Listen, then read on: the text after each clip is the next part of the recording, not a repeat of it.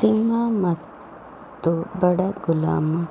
ಒಂದು ರೀತಿಯ ಗುಲಾಮನು ತನ್ನ ಕ್ರೂರ ಯಜಮಾನನಿಂದ ಓಡಿಹೋಗಿ ಕಾಡಿನಲ್ಲಿ ಅಡಗಿಕೊಂಡನು. ಅಲ್ಲಿ ಸಿಂಹದ ಪಂಜದಲ್ಲಿ ದೊಡ್ಡ ಮುಳ್ಳು ಸಿಕ್ಕಿದ್ದರಿಂದ ನೋವಿನಿಂದ ಘರ್ಜಿಸುವುದನ್ನು ಅವನು ನೋಡಿದನು. ಹೆದರಿದರೂ ಗುಲಾಮನು ಮುಳ್ಳನ್ನು ಹೊರತೆಗೆದು ಸಿಂಹಕ್ಕೆ ಸಹಾಯ ಮಾಡಿದನು. ಸಿಂಹವು ಮುಕ್ತನಾಗಿ ಮತ್ತು ಸಂತೋಷದಿಂದ ಕಾಡಿಗೆ ಹಿಂತಿರುಗಿತು.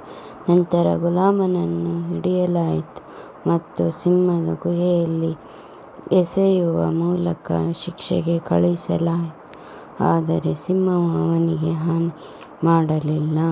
ಅವನು ಸಹಾಯ ಮಾಡಿದ ಅದೇ ಸಿಂಹ